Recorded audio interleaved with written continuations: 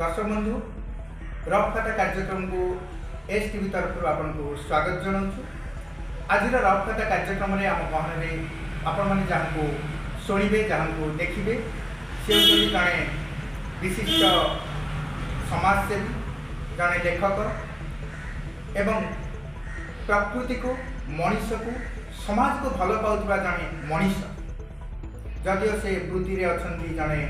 Engineer बा technical line वैषयिक विद्यालय से जड़े विशारद किंतु भल पाते आम ओडिया साहित्य को मनीष मान प्रकृति आम स्वागत करवा सी होती डॉक्टर सुरेंद्र कहार। नमस्कार। नमस्कार। तेज आम प्रथम जी आप जड़े वैषयिक विद्यालय जड़े विशारद एवं आप विशेषकर वैषयिक विद्यालय आपंकर वृत्ति तेज ये वृत्ति भितर आप समाज सेवा और साहित्य भितर केमती आसला आम कहते प्रथम तो से वृत्ति रही कि मोर वृत्ति आरंभ है लेखा पका ये पड़े मोर सान झीटा जी कि आरंभ इंजीनियरिंग करूला फाइनल ईयर से फाड़ी स्निग्धा कमल से तार वियोग में पूरा ये तापर गला विषय आरंभ कली मुझे लेखा जति साहित्य मैंने आपंकर लेखार प्रच्छद पटे आपंकर सान झी आपन असमय आपन छाड़ी चली आज्ञा आज्ञा से दुख को आप मोचन करने आप कलम धरी आज्ञा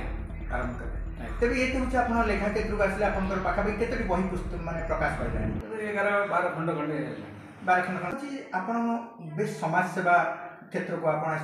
आम जाचु आप विभिन्न अनाथ आश्रम ठार आरंभ करके विशेषकर पिला स्कूल पिलापर जो विभिन्न एजुकेशन बा शिक्षा संबंधी जो इंस्ट्रूमेंट खाता बही ये सब विशेष साहय करते आप गोटे स्कूल सहित जड़ित अच्छा से संपर्क आम कहतु। निश्चय जानते मोर जन्म है 1964 मसीहा एप्रिल 20 तारीख से मोर 5 वर्ष थी बापा माँ एक्सपायर करगले से एक्सपायर करगला मत जड़े ब्राह्मीण जहाँ पुओ झील 7टा पुओ झील मत से नहीं लालित पालित कर बड़ कले से जो दुखर मु बढ़ी मत मत से पढ़ापढ़ी आरंभ कले ये कले करना एक्चुअली से मैंने सेवा कम करने ये किंतु माँ सेवा माँ जो मत लाड़न पालन कले माँ देवेंद्र नाथ पैसा ओएस ऑफिसर थे माँ थे शैवलिनी बोली लाड़न पालन में मो बड़ है पाठ पढ़ा मत पाठ पढ़ापढ़ी करी आईटी कली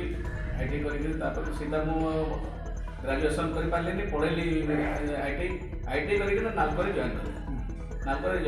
नालको जॉइन कलापर मुझे जानी केते ये पढ़ी बोली से आरंभ कली मोर सेवा सेवा गाँ गाँ बोली जे कि क्या बदले इडी थे राउतराय सार टी राउतराय सार से अच्छा भुवनेश्वर रिटायर से मत बहुत बीएन स्वाई बोली एचआर डिपार्टमेंट बहुत से नालकोर पेरिफेरी डेवलपमेंट एरिया मत माने नियुक्ति कले